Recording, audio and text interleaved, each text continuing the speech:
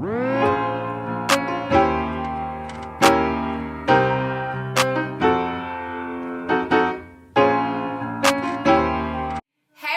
all, it is your girl Quan. Welcome back to the Popquan vlog. I have a super special guest. It is my friend Chris Taylor. I think he is the dopest photographer there is. If you have not seen any of his work, I will add some clips in because he took some pictures of mwah. And right now we're recording with him. So Chris, introduce yourself.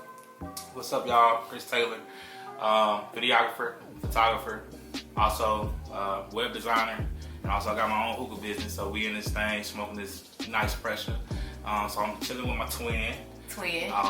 Quan, we're finna talk about some, tricks of the trade in the photography world. Some things that we go through, some things that we like, we don't like. Just to give y'all a bird's eye view of what we go through as photographers and videographers. Yes. I'm not a videographer, but I'm an upcoming photographer. But I call myself a professional, Chris, because honestly, I get paid. I don't do nothing for free. So I feel like as photographers, a lot of photographers do a lot of work for free. Yes, and I can, definitely attest to that because, my mentor, my big brother, shout out to Still Going Designs, Carlos.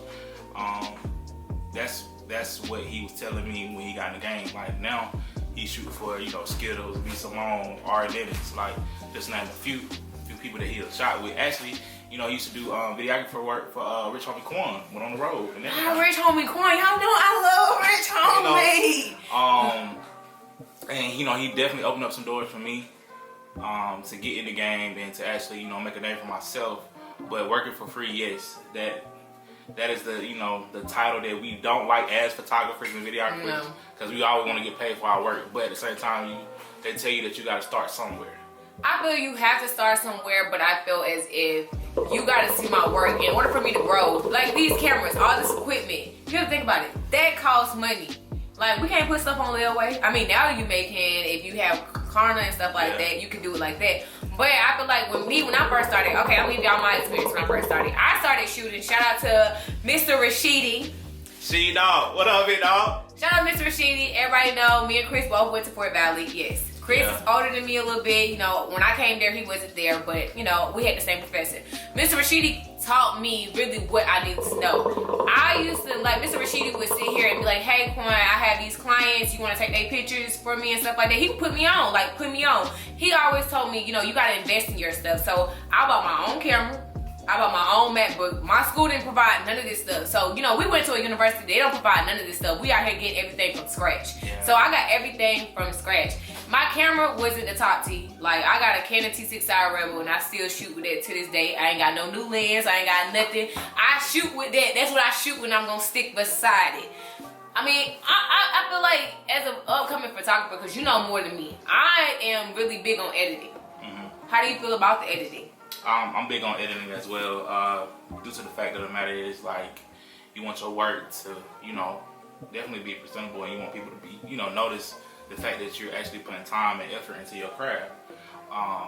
Like me, for instance, I didn't learn editing at Fort Valley at all. Sometimes the trick of the trade, I actually learned, like I said, from my mentor. And he taught me how to edit, certain things, how to, do blemishes and all of that. It's tedious work. And, I'm glad to learn that, that aspect of the business because you want your work to stand out. You don't want to be like everybody else. You want to be different. But it's hard to be different in this competitive world. It's so many people like me. I asked on my poll one time on Instagram. I was like, hey, do you like shooting with males or females? I asked. And I had a lot of backlash on that. And a lot of people were backlashing on me because they were like, oh, why does it matter about a photographer if it's a male or woman? I felt as if a woman, me personally, if I'm shooting something very sexy, I wouldn't really want a man to shoot me. That's just me. I'm just thinking because I think at the end of the day, you're a man, you see something you like, you gonna look at it. I'm just being realistic. You're like, damn, she look good as hell. I mean, but that it comes with the business. I shoot both men and females. A lot of times, I used to get girls who, women, to hit me up and ask me, do I do nude? And a lot of times I just say nah, because I don't want you to feel like I'm looking at you in a sexual manner, because it's not me. I ain't, I'm not that type of dude. or whatever like that. But you know, I still do it because at the end of the day, I look at it as an art. You know what I'm saying? I can control my mind. I can control my, you know what I'm saying, my thoughts or whatever like that because of the fact is at the end of the day, it's a business, it's a job. This is not pleasure. You know what I'm saying? True, true. So like, when it comes to the aspect of like shooting nudity or shooting, you know, any type of, you know, photography with women, of course you're going to shoot beautiful women. You're going to shoot, you know, handsome men. So I mean, I'm gonna look. I mean, you know, you just gotta learn how to separate the two from business and pleasure. You know what I'm saying? Like, if you want to be on that love zones type vibe, then hey, I'm just saying, like, I need a love tone out here, baby. You know I feel like that. I don't know, like I shoot a lot of women. I always shoot a lot of women. I've shot some males, but I feel like I do better with beauty touch up with women because I know as a woman, I know what I want to look like. Instead, I know what I want to look like. I don't want those blemishes, those dark armpits. You know, if I have blemishes in my face, my eyebrows too dark. You know, smooth my makeup out a little bit. You know, make me a little curve, put me a little, you know, a little bump in there. And I've learned too as well with editing. It's a whole different software out here, y'all. I thought it was just Lightroom and what is it called? Lightroom. Photoshop. It's a whole different software. It's like, I don't know what it is. All the photographers out there, y'all know what I'm talking about. Like like it's a whole different software. I seen it on somebody like PC. They had like this big old computer, and it wasn't even a Mac. It's like they had like some whole entire different software. What they're editing on frequency. I don't know. Because there are different, there's so many different ways to edit. Like me, I edit in Photoshop. I don't do Lightroom because I can't do what you know. Lightroom not gonna get you there. Yeah, I'm a detail editor. So like with blemishes, you know, you don't take lines out of people, you know, wrinkles and stuff like that. You really need to know what you're doing when it comes to processing in photography or actually in, you know, Photoshop or whatever like that. So you gonna pass the hookah? My bad. I'm sorry. He just got me sitting here. I like that, y'all. Like, I want to hear some pressure. But when you know what I'm saying, like knowing what you're doing, like they do, like, you know, you find different editors and stuff like that. They do edit on frequency wave, and that's some real tedious and different type stuff. You know what I'm saying? I feel. Yeah, I feel you on that one. I honestly do because I know with me, I edit in Photoshop and I just kind of got a little equipped in Photoshop. But I do see a lot of photographers, they over edit.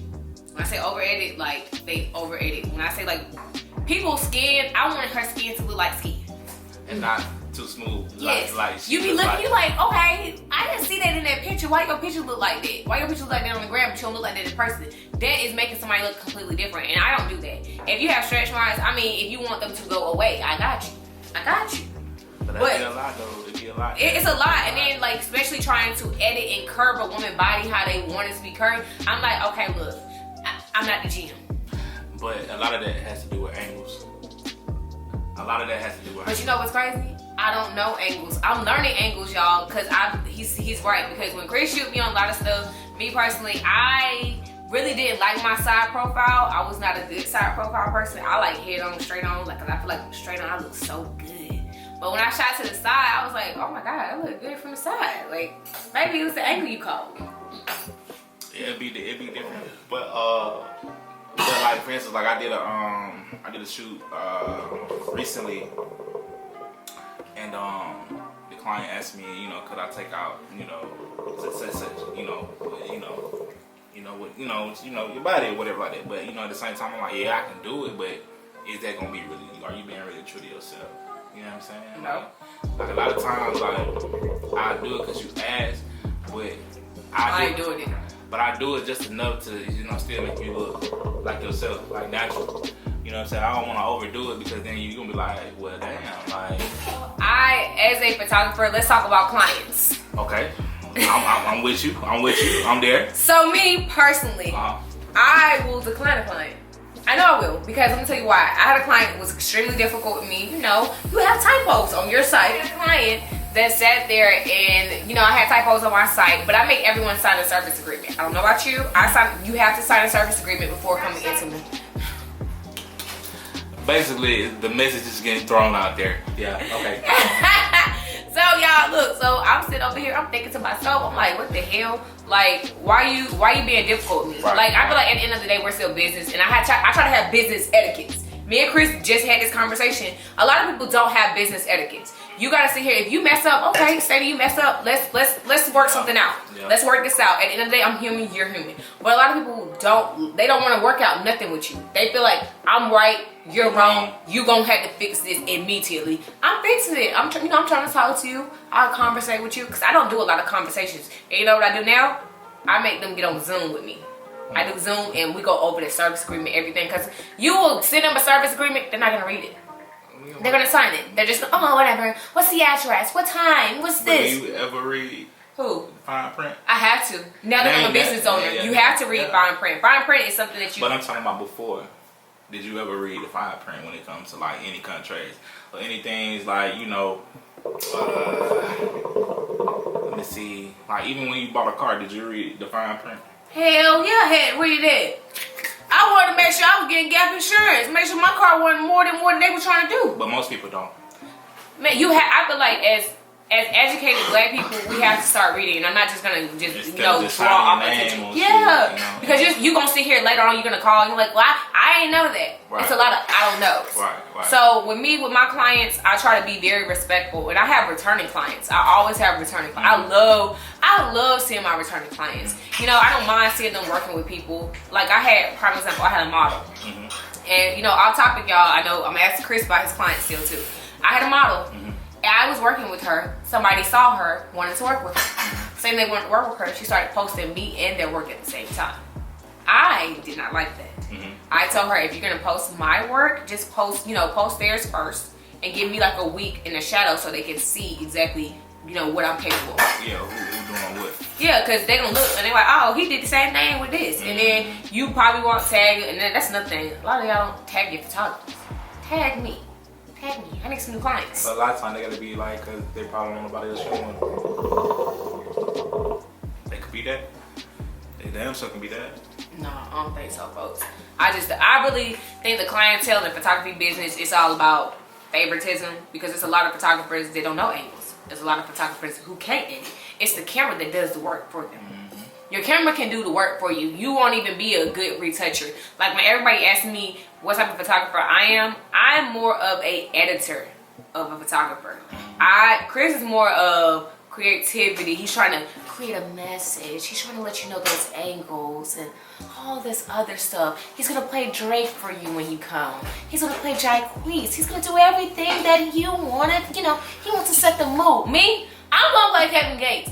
We gonna listen to some R&B. We gonna have us a great time. That's just who I am. But him, he wants to tell a story. I'm gonna tell you a story, but it's gonna be a trap story. It's gonna be a trap story.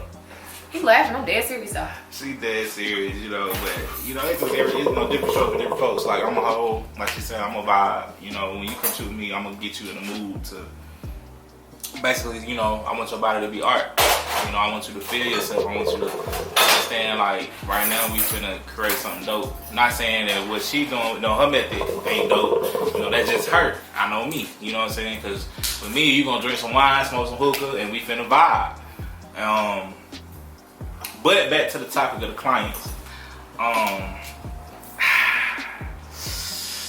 Like with me, I try not to deal with people like now because, before, me, I gotta, I be having like this big heart, like, I be like, okay, my price is this. Nah, my price is my price. My price is my price, you know what I'm saying? Like, my price is $300, be like, well, can you do? No. No. Like, all right, well, boom. But see, now I got to the point where now, like, I have a booking team and they handle my bookings. You know what I'm saying? So I don't even have to conversate with people, you know what I'm saying? Like, because it ain't no need for you to hit me up. He got money. I ain't sure what I'm saying, but it create, you know what I'm saying? It like takes some of the headache from you. You know what I'm saying? Because you're a chief in all these roles. Yeah, so like, I don't need you hitting me up about, I'm late. I can't do it. I can't cancel. I feel like I do cancellation fees. I do. Because it's the time, it's my day. I done planned out what you had going on. And get along, you want to cancel. I understand things happen. Yeah, I allow you to rebook. It's $140. It's $150 though. It's $150. That rebooking fee is $150. So let me ask you this: have you ever had a client that shot with you, right? But they when done with you, but they didn't like the shoot, right? And they wanted to redo a shoot. Are you charging them? Hell yeah. Right. I would think so. You're gonna, that's my time, and that's what everybody don't understand. It's my time, it's my patience, it's everything. This is my craft, and I'm perfecting my craft. And get along, something that you don't like, you could have told me at the shoot, hey, I don't like this. I don't like this angle. I don't like this. Can we do this way? You have to speak up when you're doing a shoot, because if you don't like your pictures, what do you expect us to do? We sit here, we shoot our eye. You have an eye of what you want to see, and 9 times out of 10, it's Instagram eye. Right. And most of the times, y'all know I look like Instagram models. I'm sorry, I'm just put it out there.